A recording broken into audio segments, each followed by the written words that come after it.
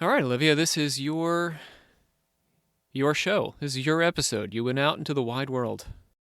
I would say it's everyone I interviewed's episode, but yes. Oh, yeah. So this is a new concept, interviewing. While we're on the subject here, New uh, concept, never been done before.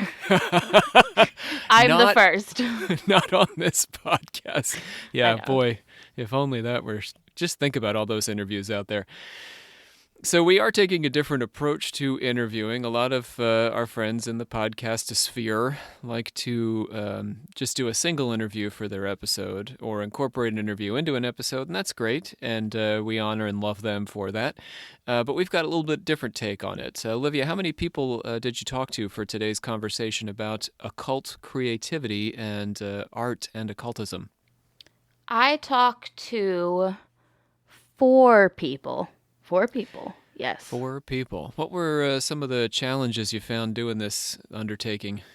Time zones. Every single person, I don't think anyone was in the same time zone as me. Even there was like at least one person in the USA, and they were just, no, two people, and they were not on the same time zone. So you spent a So, lot of time on an airplane to do these interviews. yes, I am Yeah. I am COVID now. I'm amazed that they'll even let you into the UK. What with, They let me everywhere, all across Europe. It's incredible. They were like, Canada? "Get this American in our country right now." Yeah. All right, so set us up here. What kind of things will we be hearing? So we're talking about occultism and creativity, right? What does that mean? So, I think we mostly just I kind of related their art. Well, I had them relate their art back to occulty themes that run throughout their art, but also just I think they're all occulty people. So, So how that life experience as someone who engages with witchcraft or some variety of occultism or occult mythology informs their creative process and yeah. comes into their art. Yeah. We, the members Members of of the the secret secret order order of of alchemical alchemical actors, actors do do solemnly solemnly commit commit ourselves ourselves to a full and honest honest telling telling of the history of the occult as far as we know it. That is the most synchronized I think we've been. Who are we going to talk to first here? I believe we're talking to Amy first. Tell us a little bit about Amy. Amy is from the UK. She's like a cabaret, burlesque, ritual performance artist who like does a lot of like collecting her blood beforehand to use during like the performances, bloodletting, hook suspension, you name it. All right, that don't Yeah. oversell it. That's good. That's enough. Yeah. Let's get in. Let's hear this conversation with Amy about her performance art. Hi, Olivia. I'm Amy Kingsmill. I use she, her pronouns, and I'm based in London, England, and I'm a performance artist. Cool. So, I guess how would you, in a, I guess as brief a way as you could, just a overall describe your work to our listeners because this is auditory. Just Yeah. like kind of explain to them exactly like what you mean by performance art. So I use performance art to kind of mean live art, as in performances that happen, and uh, it's really the idea is the art piece is people being present and watching me do these performances or being involved in the performances if they're more uh, if they involve people getting involved directly. Um, I do lots of quite ritualistic performances. A lot of my performances involve bloodletting and costumes, and I also use hook suspensions and piercing. Um, it's for me. I think a lot of it is kind of creating my own myth. Speaking of your audience, how would you characterize your typical audience that either comes to your performances or, like you said, occasionally participates, depending on what you're doing? I feel really lucky because I have quite an eclectic group of spaces that I perform in. I Hmm. also work in cabaret, so it really depends on the spaces that I'm in. I'm very lucky that London has a really good following for live art performers, Yeah. um, and within those spaces, it's it can be quite mixed, but it's quite it's people who aren't necessarily aware of the occult kind of like ideas and magical kind of ideas behind some things, but they have an interest from quite a liberal perspective in people doing in different things with their bodies and different art practices. So you end up with quite a kind of politically aware queer audience, which works really well for my practices. But it's mixed. I also performed in Pakistan, and it was Oh wow.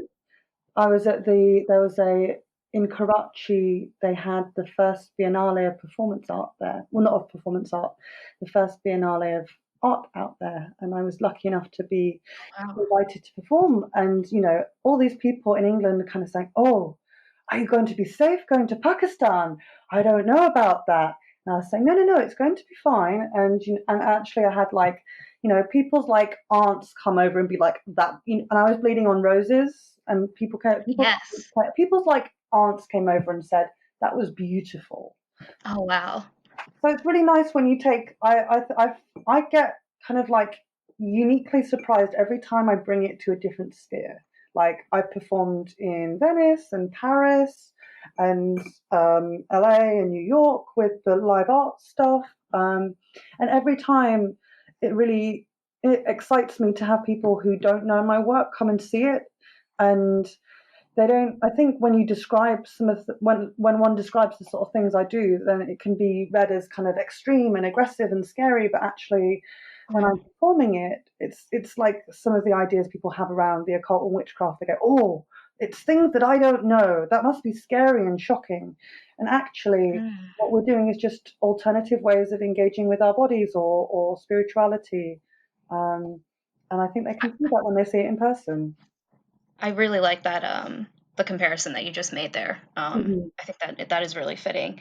Um, and I am gonna get a little bit later more in detail with some of your art pieces. Yeah, Is that the yeah, proper way to oh, term oh, them? yeah, Yeah, but there's a couple that I wrote down that I want to talk to you about that just stood yeah. out to me on your Instagram. But before we get there, I just want to ask you how you got into everything that you do. What um, broad question? because I mean, I wonder, I guess, does it come from, or did it start from an occult interest place, or did it start from a performance art place, or just did you just fall into it, you know?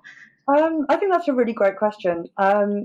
I feel really lucky that I kind of got into magic in a kind of loose sense. I've always been quite intuitive with what I do and not very kind of not very book focused. Hmm. Um, and I got into bits of magic and ritual kind of through just little, one of those silly little spell a day books when I was like a Yeah. teenager and I was having a really hard time. Just like I think a lot of people in the West who find magic, at the moment. The new age, yeah. Yeah, and so I found that, and I was really excited by this way of being empowered by engaging with things and having these actions you could do that would make things better in some way, or whether that's psychologically or spiritually, energetically, and kind of engaging with that idea of energy and things like that. Hmm. And so it wasn't till much later that I kind of um, combined that with my interests in live art and performance and art. It wasn't till kind of I got to till I was about 16 studying art, and then I went to art school in London. I went to Central St Martin's, and I didn't find out about performance art. I didn't know that existed until I was kind of like 16 or so. Um, Hmm. and at first I was really intrigued. I'd kind of found out about people like Lee Bowery and Marina Abramovich, Mm, and yeah. then I found out about people like Cherie Rose and Bob Flanagan and Ron Mhm. Avery, and all these people were doing these, and Genesis Peorage, and people doing these really exciting things. And I think Genesis is a really good person to think about, if in regards to kind of like magic and performance art crossover, and especially Mm. kind of from an English perspective. Um, so it's finding. these people and going, oh, so you've been doing things that I've been doing, but you're doing it in a different way, and you're doing it in a way that's within an art space, and that really excited me. Yeah. So speaking of some of the art, I feel there was a couple that were really compelling to me, and then there's a couple that I think more obviously that I feel like we should just talk about. Yeah, Um, one of the ones that really stood out for me, I think it was called Growth, with the stapled roses. yeah. Could you just give a brief description of that, for the people listening? Yeah, so I come back to a lot of visual themes, like repeated as themes within my work. One of these is white roses or roses in general. And so growth sits as part of my Femme Fakir collection of pieces that's like an ongoing, growing collection of work. Mm-hmm. Um, and I performed it last September in Los Angeles, with my collaborator Rhiannon Aarons, and she's an LA-based artist. And it was a long durational performance of about an hour and a half or 2 hours, in which I lie on black dirt, like a kind of funeral mound on the ground, and Mm-hmm. Rihanna, and there's red and white roses around my body that Rihanna brings in. And she then takes the rose petals, the white rose petals, and staples them all over my body. And so I'm become covered with all these rose petals. Um, and then she slowly removes all the rose petals and feeds them to me. Um, and it was a really long piece. It took a long amount of time to as a piece. The thing that I quite like is things that don't have a time-based duration. It's not like, and we'll do this for an hour. It's like, okay, we do Mm-hmm. this until all the rose petals have been eaten. Right. There's no time limit, no time, right? That's Yeah. cool. Now, I guess do you practice for this kind of thing beforehand, or is it truly in the moment, that's when it happens? With the performance, most of the performances that I do, especially the ones that involve piercing or bloodletting or hook suspension, Mm, can't really rehearse that. And so we didn't, for example, sometimes you bleed more than others. And mm, for me, the blood is part of the aesthetic, and the symbology and everything else. But right. there's times where we've finished a performance and we're like, shit, she didn't bleed enough. Oh God. No, More blood next time. sometimes it's luck, sometimes it's just depends on the heat and the way your body is and how deep or shallow what you're doing is. It's all these practical things, but it's I still think, so yeah, we can't. I choose not to rehearse these. I think for me Mm, that's part of the ritual. It's uh, it's not a stage performance. It's mhm. live art, it's ritualistic live art. So it's the importance is it happening here and now with real actions, real pain, real blood, real roses, etc. So I think that having it happen organically, in front of the audience makes a real difference to me than if I was to kind of stage it more theatrically. Another one that kind of I'm not sure which. I don't know which one this was called, but Bleeding Skirt. Um, Blood skirt. yeah, can you talk about that one a little bit? Because that one was also very visually compelling. Thank you. So, Bleeding Skirt, I performed as part of Tempting Failures Biennale of Performance Art and Noise in London. Mm. That was a couple of years ago. It's a 7 hour piece. Oh Um, wow. yeah, that's the longest piece I've done. Oh. Um, and I had my own blood collected before the piece, and I walk in a circle within the gallery space, the um, circumference of the gallery space, and as I walk, the skirt is designed so that it bleeds my own blood. And so as I walk, I leave these bloody footprints that kind of grow and grow and create this line, and then it's this red circle that I'm creating by walking slowly. And I was booked to do it for the duration of the day, so that was a 7-hour piece. Wow. Yeah, it was. I couldn't stop looking at it, to be totally honest. Yeah. And then I think one that definitely we should talk about, the oil slick mermaid. Oh That was the big, like, I think that was the hook suspension one that, like, I really saw on there that I was like, oh wow, okay, yeah.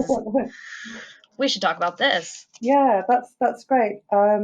So that piece is called Seabirth, and I perform it in cabaret spaces generally, and I've used spaces such as Torture Garden, and there's also a nightclub in London here called Antichrist. So I performed it That's there. cool. It's very cool. You would That's like great. Antichrist. Wow. And so within that performance, I start being kind of pulled onto stage in a black latex mermaid tail, and I'm wrapped in plastic and rope, and I have a metal skewer that pierces my cheeks in one side and out the other. I've got 2 meat hooks already in my back, and my co-performer, who's dressed as a sailor, pulls the spear out of my face and kind of hooks me up from the hooks to a suspension rig, and then I'm suspended above the audience, and I kind of come to life up there, and I kind of spin around, and then and then I kind of die again. So it's the idea is it's the dying breath of an oil slick mermaid. I just wanted to point out that you also dabble in at least a little bit of SFX makeup, right? Yeah, little bits of special effects Yeah, makeup. in particular, I really liked your albino vampire bat Thank you. situation. Thank you. That was how I was keeping myself entertained in lockdown. Oh yeah, what a better time to practice. Yeah, thank you. Yeah, so I guess I want to kind of transition with that in mind into more of like nailing down more about the like intersection between like the occult and your performance Yeah. art. So how would you say that your art creates like a space to have that kind of intersection of like body and spirit?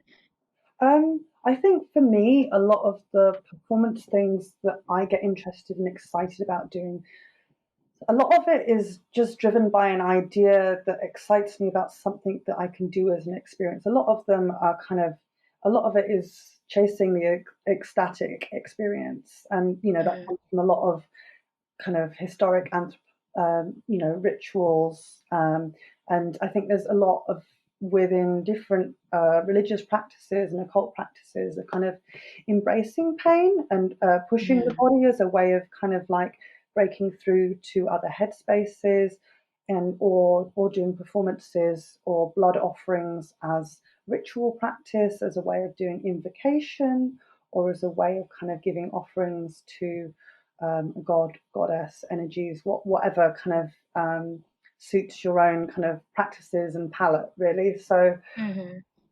So it does depend from performance to performance, but some of them have been.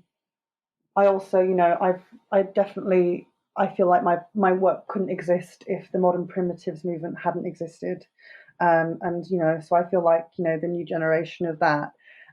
So for me, doing things like hook suspensions or hook pulls and piercing my face and piercing rose petals to my face, I have this real interest in kind of more doing these rituals that are led by a more female directed energy, Mm. and I think there's like a real interest. Like I find that really exciting as a kind of crossover space between Yeah. kind of like feminine energy, and this kind of this practice and this idea of kind of like things that people would consider shocking. I don't choose to do works that I don't choose actions because they are shocking, but I'm aware that my work is shocking for some people. But I think sometimes people, when they see things they're not used to, they experience this shock and they see the body being used in ways that they're not used to, and they're shocked. But that's not necessarily a bad thing. Sometimes a shock can be a jolt from one reality to another. So I think it can be really exciting space, and whether or not people react in a positive way. There is often this tendency that women aren't the ones who go through pain rituals, because historically women, women are already going to have to go through the ritual of bleeding through menstruation. They're also, you don't want to risk putting women in dangerous situations because you need women, because you need children. And so I feel like I'm very lucky to be in this modern space where I can choose to do what I do with my body. And so for me, engaging with my body in this way is, quite an exciting, radical thing, to be able to kind of push my body and my my spirituality and my headspace through doing these kind of extreme actions. I guess I want to talk more about how like physical pain or just Yeah. discomfort kind of play a role in the spiritual component of your work. Yeah, so I think there's whole histories outside of live art practices of using pain within spirituality or tribal practice or ritual practice. And that's always really excited me, just like as a concept. And I do really, those chemicals and those spiritual spaces that are awoken through those things are things that I'm always driving towards and I'm very interested in, and kind of sharing that space with people, especially when they're kind of coming to a work that they thought might be challenging, and they're seeing that it's quite a peaceful or transcendental experience. I think that's really exciting to share that with people. I have a piece that I did launch last year that's very ritualistic hook suspension, and but it's also very joyful, and it's really exciting because people are very used to kind of like these things being kind of very somber, but like laughter has also been really not necessarily, it's not comedic, but still, like joyousness, ecstatic ritual. It's joyous. It's not all my work is joyous, but that piece is really exciting to let the audience kind of like howl with you. Yeah, for sure. And they don't have these spaces. Yeah, you were talking about pain. And so I think that kind of, for me, it's coming to these spaces with the edges of my body and kind of things that I'd never think I could have done with my body, and pushing myself into those spaces. It's a way of kind of exploring the boundaries of where my mind goes with these experiences. And it's similar in a sense to when people are doing BDSM. And Yeah, that's kind of what I've been thinking about a little bit as you've been talking. yeah. And so for those who are less BDSM savvy, that's bondage, domination, and sadomasochism. And that can involve people submitting and doing painful things or experiencing painful things within a consensual space. And if somebody is in that space, there can be experiences which are quite tranquil, moving past the pain, and that's called subspace. And it's quite meditative. It's a space that you might have felt if you run a lot and you get to that bit where you're like, I don't like running, fuck this, oh no, the adrenaline. And then the adrenaline hits you, and suddenly you're like, actually, this is great, I'm really enjoying it. Or weightlifting. There's acceptable spaces where people can get these same kind of adrenaline or kind of pain-based experiences. But I guess BDSM and these kind of more ritualistic body practices or bloodletting are kind of the spaces that are less accepted, where people can engage with that. And I think that kind of leads into an interesting question of just how do the people, I guess, in your life feel about what you do? Is it generally, do you have a lot of support, or is it something that's kind of hard to explain to people? Do you kind of wait to explain to people what you do? I feel really lucky because I've been really open about what I do in my interests for a very long time.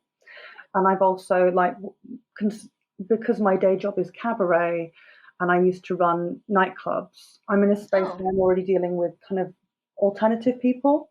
I see. Um, and I also feel quite lucky that I'm quite happy to explain things a bit. And even my mum, like, she might not want to come and see me do a hook suspension, but she kind of gets it.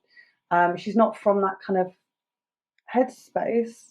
But I think if you can kind of calmly sit down with somebody and explain, well, if you think about the fact that the monks used to flog themselves, there are histories of these people engaging in different things to get to these spaces. And I think either some people understand it from a performance art perspective and like, oh yes, I get what you're saying. It's very feminist. I like it. Or they might like it from an aesthetic point of view, or they might like it from the kind of idea of what I'm doing. And a lot of people they get that whole, suffer for your art. It's a phrase. So I Yeah. get that a lot. So um, I think I'm quite lucky that I choose to kind of exist in spaces that are open-minded and kind of queerer in regards to like ideas of what people can do with their bodies. That's awesome. Any goals or crazy, dream Oh, I have so projects that many. you just like are dying to do?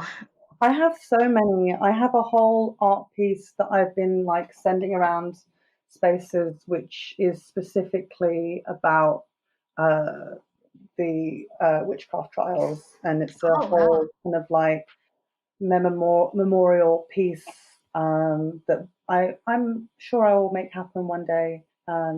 And that would be a long project, but in with a big fiery finish. Yeah, Um, just like all the best witches. of course. Of course. um, at the moment, I'm focusing on my cabaret work and hoping that the nightclubs reopen, and then slowly I'll be able to start making more performance actions again. But in the meantime, I'm doing lots of research, enjoying reading up on blood rituals and symbolism and Yeah. all the occult books that I've been neglecting because I've been performing too much. Well, perfect time. You gotta get, do all your research now. So that way when we're Exactly. good. Yeah. Well, I think that's actually a perfect place for you to literally plug anything and everything that you want to plug right now. Just go for it. Great. Thank you, Olivia. So, if you found my work interesting, you can find more of it on Instagram as Amy Kingsmill.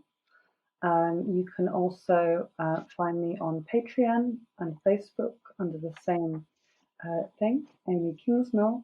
And I hope to connect with you on those platforms. All right, who's up next? Henry. Henry. And what's Henry's claim to fame? He is a tattoo artist, although he doesn't really tattoo right now, he told me, but he also does like prints, he does like graphic stuff, he does like he like carves or paints on wood and stuff too. Now, when you say he doesn't tattoo right now, you mean because it's difficult to get closer than 6 feet to somebody right now, right? Partially, but I think he just kind of insinuated that he hasn't been tattooing as much. But it probably Yeah. is partially because of COVID, but I think it's also maybe like a just like where his career is currently at, but yeah. Henry's been a long time connected to us on the old Instagram. I love looking at his stuff when he posts. It's all really cool. I like the vibe. Yeah, it's like a lot of different occulty references intersecting. There's not And really. indigenous art, lots of different stuff, right? Yeah, he's got like anything from like Greek gods and Egyptian to I've seen a reptilian, a mushroom Jesus, you name it. Let's get into it. Okay, so I have Henry here with me.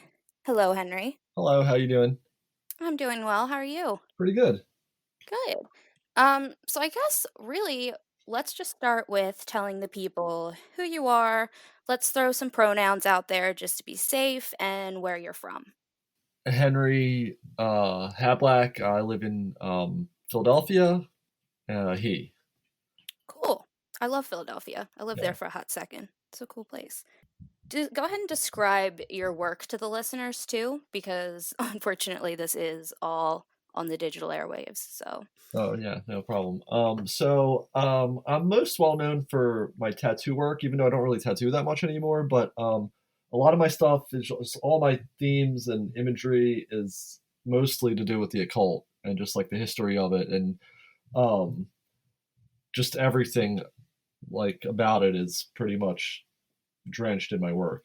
That's what it's like all about. I started studying it probably 5, 6 years ago, pretty heavily, and yeah, ever since then, I just been putting it in everything. and how would you characterize then the audience for your work? I would say people that are probably interested in something that's a little kind of weird or unique, um, something different. Even though I Yeah. think it's like this stuff is like getting a little like it's kind of more and more popular. I've noticed it in like everything lately, honestly, in the last like Mm. few years. Like every Netflix show has to do with like some demon summoning. Unsolved. Yeah. Yeah. Yeah. Um, which is cool. I just think it's pretty funny though, because it's supposed to be like the secret. Which I mean, I'm doing the same thing. I'm kind of like I got interested in the stuff, and then I wanted to share the stuff that I was learning, and so I hmm just kept putting it into my work, and I was getting not only a good response, but I was so interested in what I was doing, and it was so interesting because it's almost like the hidden history of um, everything basically. For sure. Yeah. So I know you said you kind of got into it like 6 years ago, I think you said. Yeah. Is there anything else you want to say on like how specifically you got into it? I had a series of experiences. I mean, I was always kind of interested in like the weird. I always listened to like kind of music that was kind of like different, but I didn't really know like how to categorize this stuff when I was growing up. Like, um, until I had a few friends that were kind of using this sort of similar imagery, and I was like, what is all this stuff? Like metaphysical Mm. kind of stuff. And then I kind of like leaned into the occult, and I just started studying like really in depth like the like mystery tradition and like initiation and especially like hermeticism. I actually noticed you guys just did an episode on hermeticism, which is funny. Yeah. Yeah. Um, Yeah. but I mean that stuff is like drenched in like the whole, like alchemy, the hmm mysteries, um, you know, um, Orpheism, Dionysus, and like the Eleusinian mysteries, like all that stuff. I think is just like it's kind of drenched in um, almost a lot of the symbolism that you see today. You know. Do you want to talk a little bit just about like the influence, I guess, of like indigenous cultures on your work? Oh yeah, for sure. I mean, that's another huge influence as well because I'm just studying like I love studying ancient history. So I just I can definitely tell just yeah. looking at your work. It really shows. Yeah. So yeah, so I like finding the similarities between all these people because I feel like they were all kind of saying the same thing, just through like a Mm. different kind of cultural lens. hmm I'm interested in the origins of like religion and where all this stuff came from, really, because the farther and farther you go back, you notice that the symbols become more and more similar, and everybody's kind of on the same page with what they're doing, and it's all sort of this like astro theology, right? And then Mm. later you get like sun worship kind of comes in, um, and that's what I like how it relates to sort of like Greek mythology and South American mythology, and pretty much all these mythologies kind of have the same stories in like a different kind of way of saying it, like specific to their culture. But hmm but meanwhile, they're all actually talking about the same thing. They have like the rate like stories about the ages of people, cataclysms that destroyed their societies, and then basically teachers that came and taught them civilization and everything, and that's what eventually became these gods or entities, whatever they were. Something taught them, and they're all talking about the same thing. Mm-hmm. I guess riffing off of that, and you've said some of it, but I guess exactly like what mythologies do inspire you and why. You've said some like Greek, and I see like so much in your work. Like, I mean, you had anything from one of my favorites, which was Mushroom Jesus, Oh yeah. to like you had a really cool Hermes tattoo that you did. You had like the one of the tower that was like really cool. And then I think I even, and maybe I'm wrong, but I thought I saw a reptilian Oh yeah. at one point, Yeah, there was a which was reptile there, probably. that was a joy to me. So these are just like, I don't know, all different kinds of like mythologies that you're riffing off of. So I don't know if you wanted to say anything about that. Yeah, well, I mean, like I said, I think it's just whatever I'm kind of studying at the moment. It could just like kind of goes in my work. I haven't studied Eastern religions as extensively just because I don't know that much about them. But I'd like to. I know like certain things. And I know they have some of the similar stories too. Like the first, like everybody's always talks about like these serpent teachers at the very beginning of their creations. So I just like Right. finding these different things that are similar between all these different cultures, really. And I'm gonna switch gears a little bit to tattooing again. Okay. Are there any? Would you say there's any like spiritual components to tattooing for you personally? Oh yeah, well, I mean, all these things are like power symbols too. So depending on the level of belief that you have in whatever you're getting on you, I feel like it's probably means more to certain people. But I think just the act of getting tattooed is kind of a magical act because it's a transformative, alchemical kind of process. I Um, agree for sure. I think definitely anytime I've gotten a tattoo, I think I go into a little bit of a trance, a Yeah, little bit, you yeah, know. totally. Yeah, it's definitely like that's one of the techniques people are using, right? To have these experiences is like body modification or like exposure or whatever. Hmm. Go to a place where you're not usually at. We'll take your brain usually somewhere different as well. And even there might be something to the pain of it too, I think a little bit, but Oh, for sure. yeah. Yeah, especially if you're sitting for like a long time, in horrible spots. It's not fun. Oh yeah, like, like an 8 hour straight is That's a lot. Yeah. yeah. Would you say that there's a difference between your art as a print and then as a tattoo? Yeah, definitely. Because when I'm designing for tattoos, it's kind of a different medium, I feel like, than like paper. I can kind of take my time and do like these different layers and stuff and techniques. And a tattoo, I feel like you have one shot with this person usually, because I'm usually doing something that I can finish in a few hours. So you got to kind of figure out I mean, well, for me anyway, is what's the most like economical way to do this thing where it's going to heal and look like it does for the longest time. Mm, Because tattooing is like the color fades black, like once it leaves you, like all this stuff can happen. You know what I mean? The person has to heal it, and then they walk around with it. It's in the sun for years. So if you right. don't know like how to do these certain things that'll make your tattoo age nicely, it's gonna might not look that great in just a few years. So Hmm. there's definitely things I can't do in tattoos that I do with my paintings. You know, And this is just a fun question for me, but do you have any tattoos personally that you would say were like spiritual for you?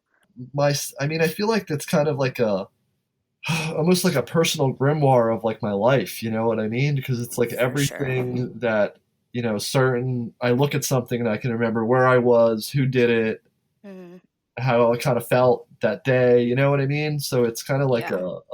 a journal that's like more personal than just having a photograph or something. Because it's like with you forever, and it'll always kind of invoke that moment. Even like if you don't see something that's on like the back of your leg somewhere for a while, like, oh yeah, I remember that day when I got that with my buddy and we were doing this and that. It's and I think that's what a lot of magic is just certain symbols that evoke emotions or feelings, right? Yeah. I think that is like a great sentiment to honestly end this on. Yeah, I think that kind of wrapped everything up. Um, this is your chance now, Henry, to go ahead and plug anything and everything on earth that you would like to, and go. I have a website. It's henryhablack.com. It's my last name is spelled Hablak, and Instagram is HHABLAK. I'm not currently tattooing at the moment, but I probably will be just once all this craziness, when we figure stuff out. Who knows? But I'm always making art and selling prints online. I have a ton of stuff on there. Most of my work lately has to deal with a lot of like shamanism themes, but I have stuff, a ton of different stuff and all different occult subjects. I mean, I did a sweatshirt about John Dee one time. Oh, he's coming up. We're doing him soon. Yeah, so just probably a lot of stuff that your listeners might be interested in. They could probably find something on my website. The Mushroom Jesus, that's one of my favorites. That was a really I good love that one. Yeah. Did you guys do anything on John Allegro, the guy who wrote that book, The Sacred Mushroom and the Cross? No, but I kind of read a tiny bit into him when I did like my DMT Machine Elf episode. He did come across a little bit, but I didn't get too crazy into that. Cool. Yeah, I studied, like, a lot of my work is about that, basically all these different cultures and what kind of like their initiatory experiences to basically get to these other realms or whatever they were doing, and that's basically what they were studying too. Like that's what his book is about. Yeah, I definitely agree. All of our listeners, definitely check out one of the best websites I've seen in a while too, by the way. It was just a really nice website. Oh, thank you. But yeah, definitely check out Henry. My wife made the website, by the way. I'm going to plug her right there. So. Oh, well, fantastic. Yeah, so everybody needs a website. Hit her up. Nice. Great. Next up, we have Nikki. Yeah, Nikki. Longtime friend of the podcast. Now, Nikki, unlike Henry and Amy, is new. She's new. She's a new person. She's young, is what I'm trying to say. Yes. I'm sure they're both young. What am I trying to say here? Nikki is a new artist. She's an up-and-coming artist in the wide world, and she identifies as an actor mostly. Is that right? Yeah, she does. Although we didn't talk about her acting too much. We mostly talked about she does collage art.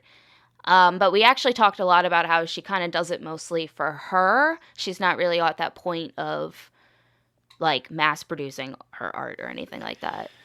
So collage is kind of self-exploration. I'm sure that feeds her process as an actor as well. I mean, it's all emotion. Self-exploration's key. Yeah, it's all emotion driven for Nikki. That's interesting. All right, well let's have a listen.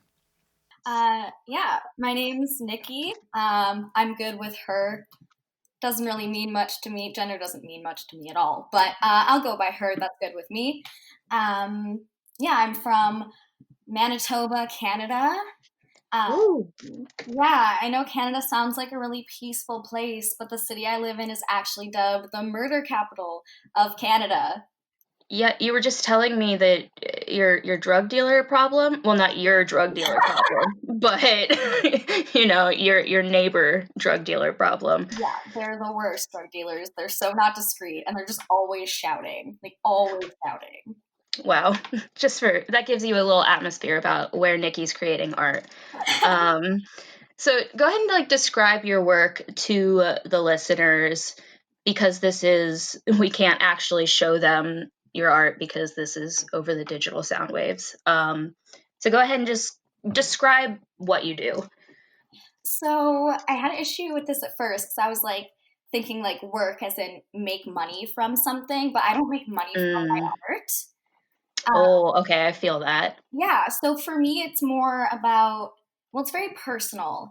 My art is very much about collaging, so taking different things and different mediums and putting them together. It's a lot about taking old things I already have and, transforming them so I like them again.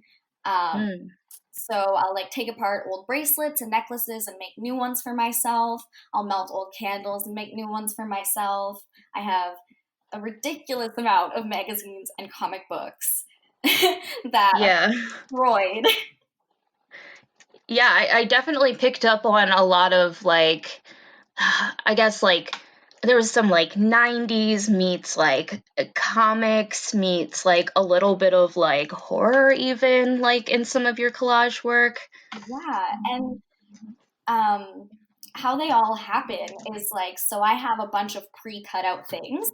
Like I go through and I'll cut out like a whole bag basically full of things. And then depending on kind of a headspace I'm in, I'll pick through the things I have and different things will draw my attention. So I'm naturally really bad at understanding my own emotions. So I use art as a way to get it all out of my head and onto paper so then I can look at it at a later point and kind of understand the headspace I was in at the time, even if I didn't really know what I was going through at the time, if that makes any sense. No, I love that. It's almost like a visual journal of how you've been feeling, but without actually writing down your words, I guess. Yeah, I have a really hard time putting my emotions into words. So art for me has always just been like the only really good way of expressing myself, like the only way of expressing myself that actually feels productive. How did you like get into doing what like collage work in general? I know you said that you like taking old things and making them new, but I feel like collaging, that's pretty specific.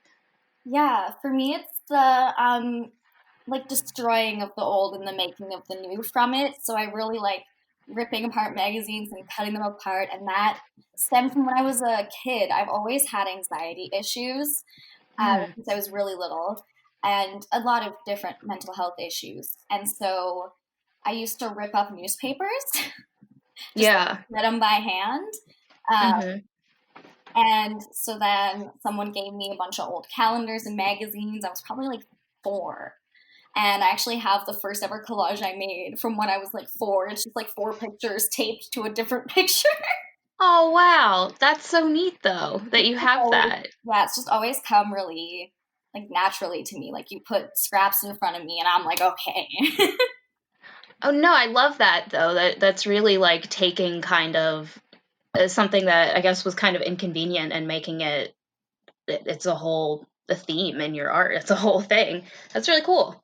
You are, like I said, young artist, just like kind of just trying to make your way in the world, like we all are. It's a difficult thing to do. So I guess I want to know, what role does like your spirituality play like in this phase of your journey, so to speak? Well, I would say just because for me my art is so like emotionally, like it's so tied to my emotion.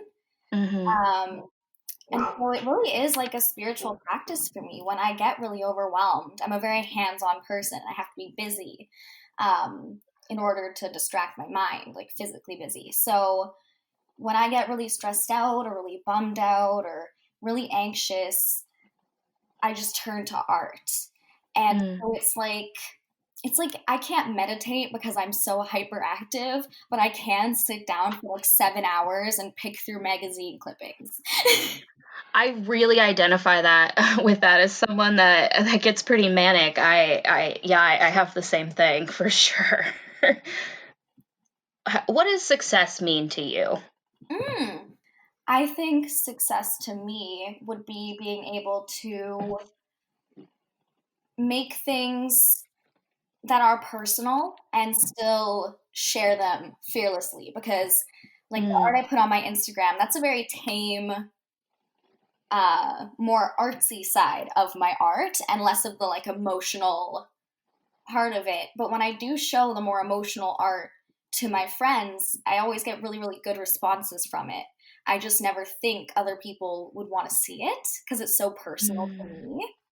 Yeah. But if I could come to a place where I'm, willing to show my like true art, I feel like that would be a starting point of success for me. I really like that. Turning a little bit, we've been focusing, I guess I've been focusing more on your collage work, but you also are an actor, correct? Yeah. I guess I want to ask the same thing that I kind of asked about your other art, where like, how does your spirituality come into your work as an actor at all? Yeah. So with acting, it's very emotional. You have to tap into a lot of deep emotion and like relate it to whatever your character's going through. I started acting very young. I started doing like church musicals. Yes, I love that. And my mom said the first time I got applause, my face just like lit up. Yes. Addicted to it.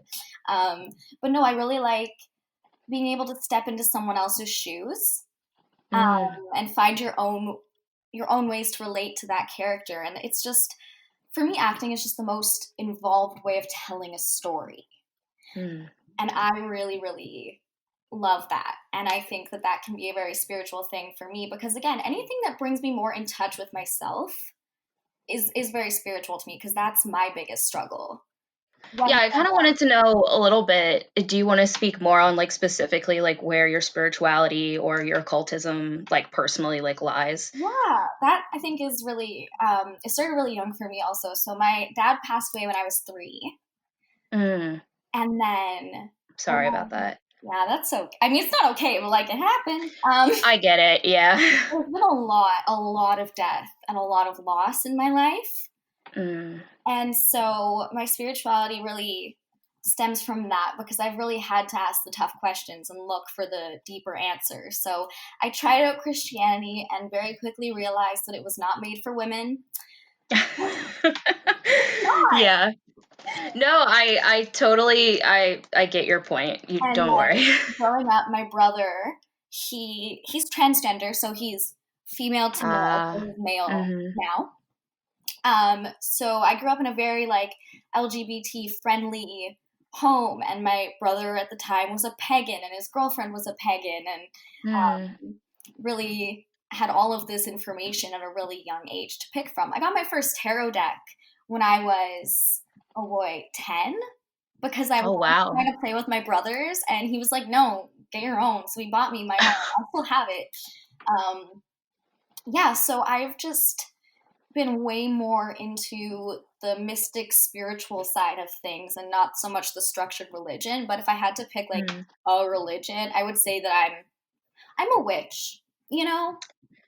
Yeah, I appreciate that. I think, yeah, I like to leave it there, I think, at this point in my life too. I feel that. I think there's a lot of pressure within like the witchcraft community from a lot of people to kind of nail down what it is to be a witch, and I just don't think you can really do that anymore. I think you can just be a witch. Well, that's what I like about it, is it's so like not general, like it's so specific to each individual person who practices it, and I feel like that's what a lot of religion, like structured religions, lack. It's like, you are your own connection to the divine, you know, you are your own source of power, things like that. That's what I really like and believe in. Well, and that directly plays into, like you said, with being an actor, and that, you know, that source of power. How does occultism, I guess, specifically come up as themes or inform your collage work? So, after my father passed away when I was about 5, like 2 years after he passed away, I started hearing a male voice that it became very apparent to me no one else could hear. And it presented itself to me as my fairy godfather, and would just ask about my day and how I am and all of that. And then, you know, really quickly, a bad psychiatrist told me that I was just looking for attention and it wasn't real. And that really messed with me. That's very devalidating. I mean, especially as a kid. Oh, yeah. So I was like, okay, well, I'm just making it up. Can't trust myself then. So that's kind of fueled my whole trying to get back in touch with my emotions. I feel like they were just so shut down, and all my intuition and this talent to communicate with the dead. That sounds so insane, but I have proof. No, it doesn't sound crazy here. So, you know, when you're younger and you don't understand that names can be shortened. So my dad's name was Len, and that's all I knew. And I didn't know that his name was short for Leonard. So one day I asked the voice what its name was, and it said Leonard. And I didn't connect the two at all, but I told my brother. Oh. And my brother just goes like white as a sheet. And he's like, that's your dad's name. I'm like, no, it's not, stupid. His name is Len. Like, I'm like 4 or 5. Right.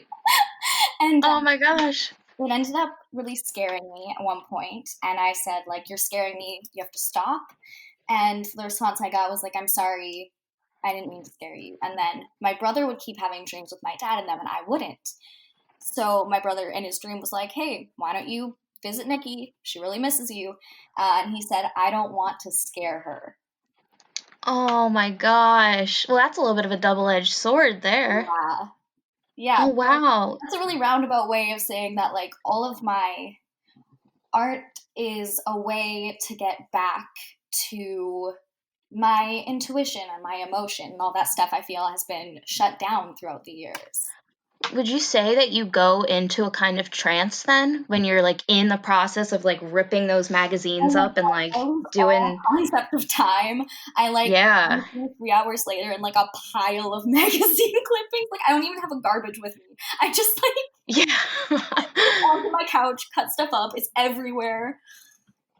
No, that's incredible though. So did you just eventually, he never, showed back up in your dreams at all? Did you ever regain any kind of contact?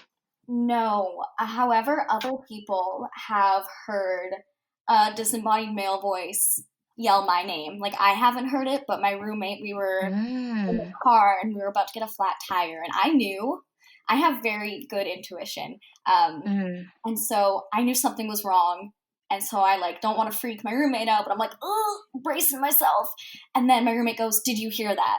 I'm like, no, hear what? She says, I just heard a male voice yell Nikki. And then boom, we got a flat tire. Oh, wow.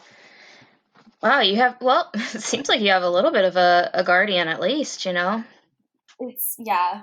And like I said, that's incredible. Quite a few people to pass away, unfortunately. So I'd say I have a pretty strong connection to some of the dead, at least.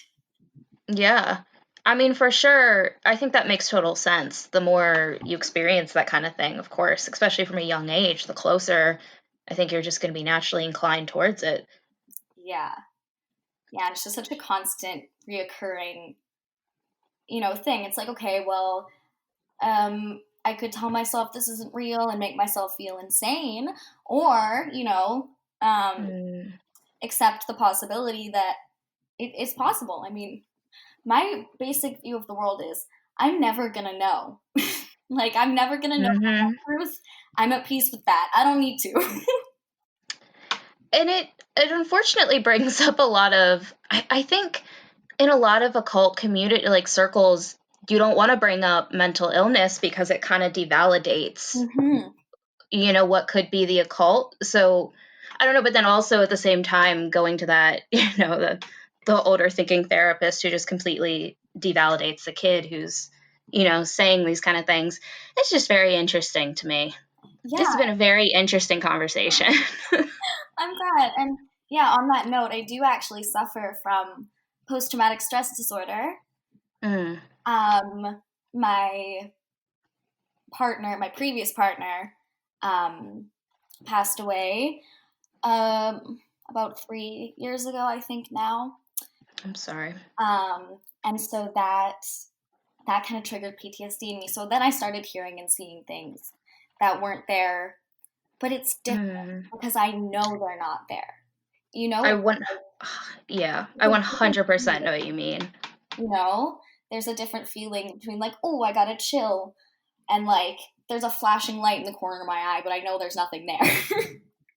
Yeah. And it's funny you say that because when I went through a loss myself 2 years ago, I definitely also, because I suffer from mental illness, had to have that moment of, okay, well, I've known what the paranormal is for sure, but now, like, am I hearing things? Am I seeing things? Like, it does, I don't know, it is really interesting. Yeah, it's confusing at first, but I feel like I've come to a place where I can tell the difference. Yeah. And I think that's valid. And unfortunately, other people might not see it that way. Oh yeah, But absolutely. But I don't really care anymore. yeah, I mean, fuck it. Fuck them. I just don't. I don't care anymore. And what other people think of me is none of my business anyway. I want to give you the opportunity now to just like plug to death anything at all that you want to plug to the people, any projects, any pages, just go for it. Okay. So my Instagram is _Nixie, which is NIXIE _dust_. And then my art Instagram is at a little bit of Nixie Dust. I mostly just make art for myself, but if anyone ever wanted anything custom made by me, like I would be more than happy to make things for other people too. I was just so excited to get to talk to you. I can't even not to be a fangirl, but like, do you guys have fangirls? Because I'm a fangirl. Oh, well, we literally, Rob and I were like, we have to. She's one of the ones that we have to do just because you've been an OG. I mean, since I can remember, you've been around. So, that made me so happy. Oh my gosh. I'm so excited. I normally wouldn't respond to something like this, but I was like, okay, no, this is your chance. You're such a fan. Aww. You get to talk to them. It's so cool. Well, I'm really glad that you shared everything with us, and I just loved this. And last but certainly not least, we have another up-and-coming artist. So we had two artists at the beginning who are established in their career, and we have two artists sort of getting their career started to do the second half of the episode. And I'm talking about Flora now. And Flora is a poet? Yes, she's a writer, poet. Mostly poetry.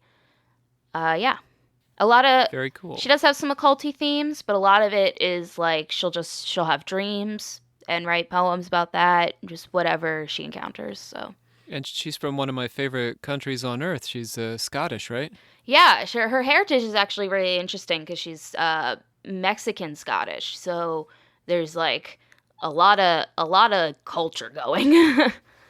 Very cool. All right, let's have a listen to Flora. Yeah. Okay, so my name is Flora. I use she, her pronouns. And I'm from Scotland. I'm very proud to be from Scotland, as I think many Scottish people are. And I don't know, I'm studying English literature and philosophy. Oh, wow. I'm very interested in the sort of old occult sort of writing and charlatans and the real people as well. So yeah, I'm just really fascinated by that. Yeah, so describe your work actually a little bit. I think that leans in right into what you're saying. So, I mean, I mostly write poetry. I've basically written ever since I was really small. So a lot of nonsense poetry, stuff that's very silly, like Edward Lear. But I mean, it ranges. I did a sort of Spencerian, so the Fairy Queen. I don't know if you've ever heard. It's a really long poem, and it's very, filled with fairies and wizards and stuff. It's really cool, really interesting. Yeah. I recommend it. So yeah, it really varies from longer things around maybe 10 pages long to just small poems. And I try and write short stories, but my attention span is really not long enough. Yeah. So how would you characterize your audience then?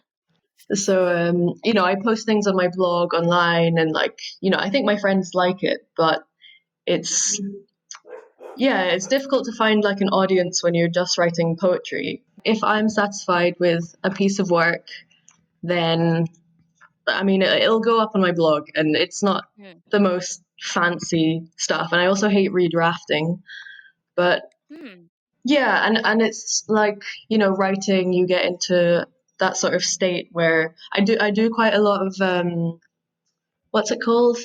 Flow writing, when you automatic writing. Automatic writing, yeah. So I try and do. I was gonna ask you about that. Yeah, because I think the most interesting things come up from your subconscious when you're dreaming. I like writing about things based on dreams as well. I think that's an interesting project to try and recall that and make it actually readable and logical. Yeah, That's, I mean, I appreciate that because I can't remember. I struggle to remember my dreams for sure. Yeah, it helps to write them down. I've got notes on my phone that's just filled with just really rambling things that don't make sense, but Yeah. they're you can kind of take some inspiration from them because they're so weird. I kind of want to talk about um your heritage because I think it comes up not like all like I think like quite a bit like in your work that I was reading. Mhm. So how would you say that your cultural background informs your work?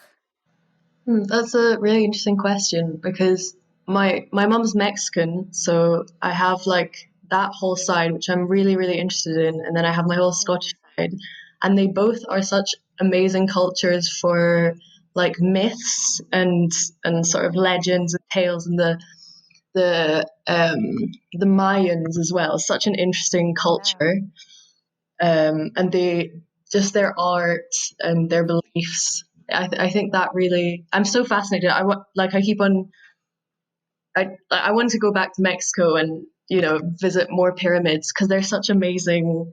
They're very otherworldly as well. Yeah.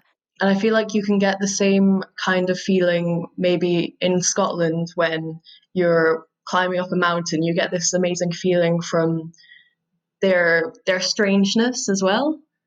Hmm. I don't know if I'm making sense. No, you are. No, I'm Okay. down with everything you're saying. I'm totally following you. Yeah, no, it's great, and yeah. So the myths and legends, like in Scotland, I just feel like there's so many. The stories of the little people. They're very sort of Yeah. prevalent, and you get selkies, the women who turn into seals, and I don't know. I just think they're really beautiful stories. I think it's and it's such a like contrast to I think being here in America. Mhm. um we don't I think the way that we approach that kind of thing is very different. Our history comes from, being more scared of that kind of Mm. more mythological, supernatural, so to speak, stuff. So, does that at all then influence, like, either any part of your heritage, then influence your spirituality? Um, well, a little bit. I know. So in the Highlands, there was a big tradition for women to have what was it? Like second sight. So that was like a really commonplace thing there. And I don't think I have second sight. I think I'd love to have second sight. But I think my great grandmother may have been like a clairvoyant. She was from Scotland, but then she went to Ah, India during the English colonial period, and then she oh, became wow. this sort of clairvoyant. So I think I don't know. There's a part of me that really likes to think that it kind of runs in my blood a little bit, but I just Yeah. haven't had enough supernatural experiences to really confirm any any of it, really. There's like a little bit of like a feminist, especially like within your bit about the alchemy, Mm. your piece, The Alchemist. Yeah. Um, there's kind of a while I was reading it, I was like, "Oh, it's she." Do you know what I mean? Yeah. It's kind of surprising because you think alchemy, at least when I'm reading alchemy or even stories about alchemy, it's a lot of male-centered activity, which Mm. historically I guess makes some sense. But Yeah. um, so I guess I kind of wondered like how does the image of the female alchemist like surface in your writing? And I just wanted you to talk about that a bit. Hmm. Yeah, I think I get annoyed reading about all the men doing all the things in history, and it's sort of, Amen. yeah, Yes. it's very frustrating. So, and I also thought, I think about my mom and I think about women I've met, and I think if anyone has the sort of power and also the rationale to like do all these things like Mm, transmute metals or create, I don't know, creating potions is more of a witch thing. But I also wanted to look at how, alchemists were revered as like, well, I don't know if they were revered, but when you think of an alchemist, you think of a man with a lot of books. You think of a witch, mm. it's like a woman like in a hut somewhere. And I was like, Yes. well, maybe they're doing parts of the same thing, really. And maybe they're like having, like, a lot of witches work is very practical in like healing things or trying to bless the ground so that the crops grow. And maybe there's more use to that than simply trying to create gold, or I don't know, all the other things that alchemists do. Is alchemy at all like a part of your life outside of like your writing at all? I think it's such a fascinating topic because I love how, alchemy was mixed with science, and back then it was like natural philosophy.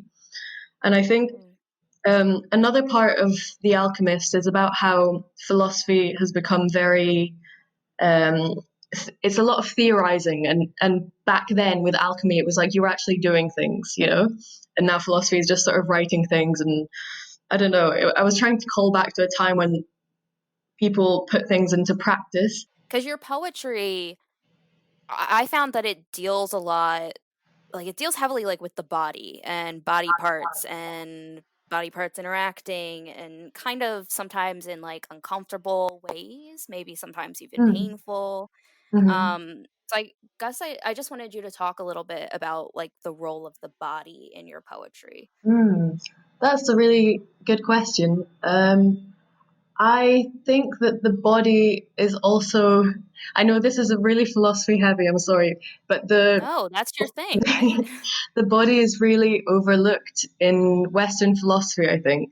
So there was that sort of dualism where the mind is like where all the higher power happens, and it's more lofty, and it's the man with the book. And if you use your body, you're basically a peasant, you're farming.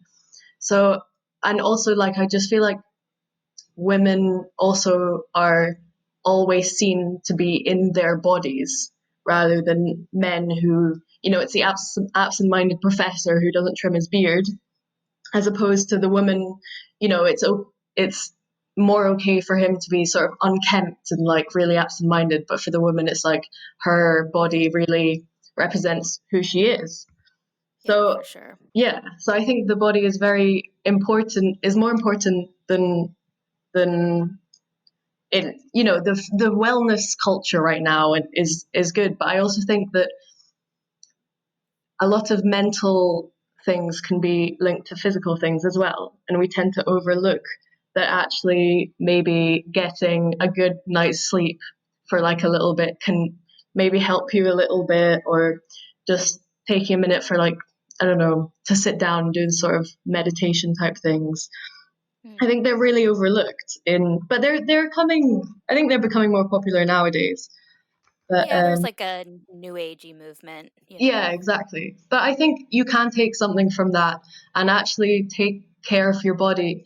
I wrote a sort of zine called "Admit You Are a Machine," and yeah, the title That's kind of very stems. compelling. Yeah, I love that title. Well, thank you. Yeah, it basically stems from how you do need to look after the body you're in, the machine you're in. I don't know, and that will link to your mental faculties, and then how well you're able to control your mental state, and everything that arises from that. Yeah. And I wanted to ask you, because I think I even mentioned it to you that I was really compelled by your one poem, "There's a Man with a Suit." What inspired that? I mean, if you want to tell me, if you don't want to tell me, that's cool too. I think it's just me being very dramatic and very frustrated sometimes at the way society treats women, basically.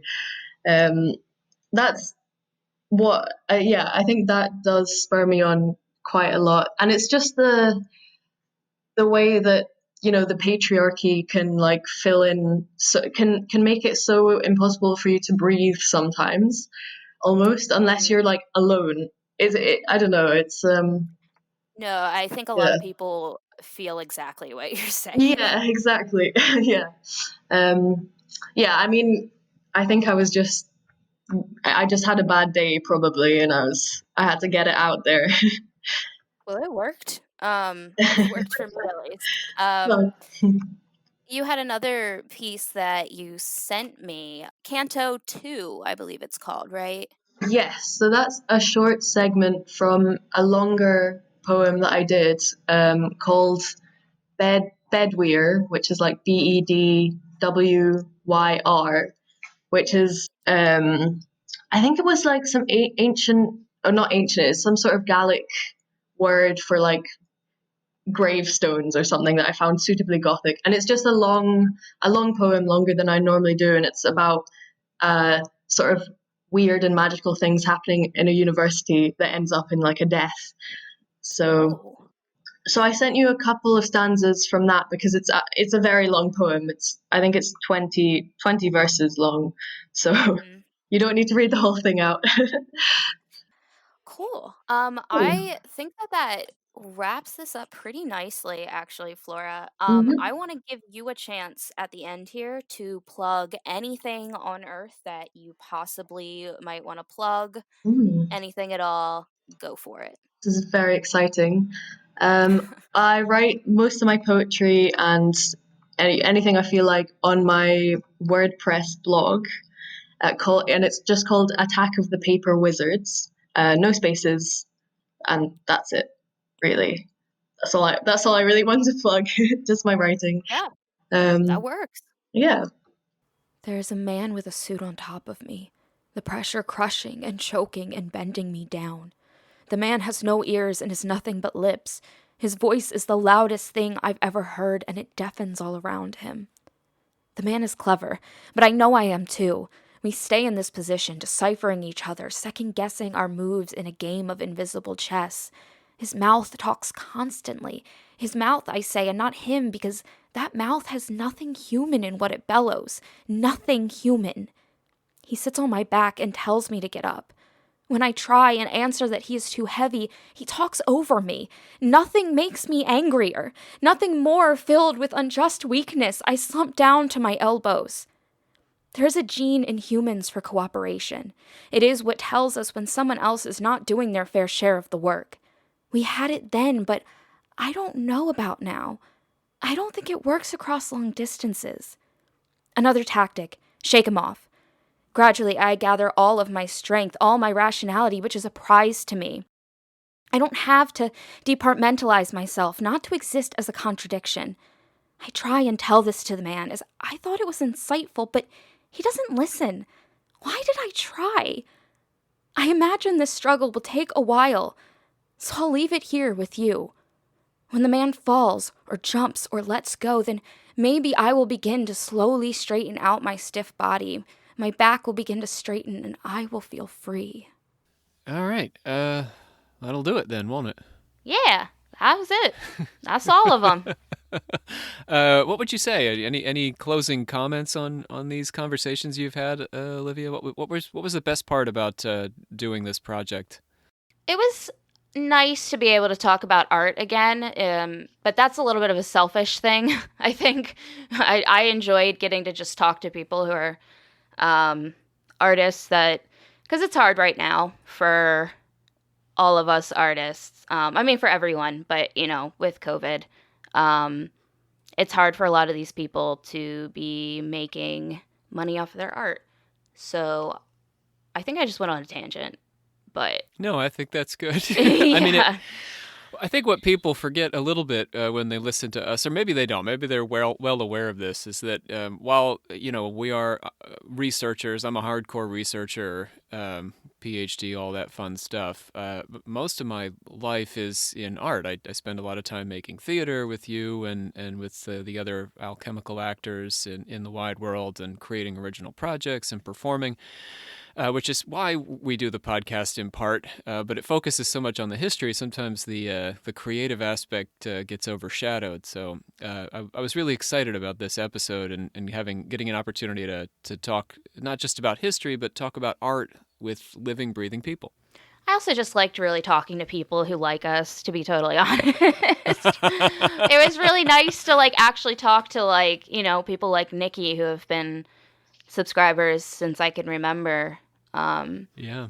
So that was just really Long-time nice fans. for me, yeah. Not that the world is full of people who hate us. No, I mean, maybe. I don't know, but The trolls are in the minority in the among the confessors. ignorance is bliss. I don't need to know. Well, that was great. So let's close things up. Do you know the magic words? Like the ending thing that we do every single time? It's time to end the thing.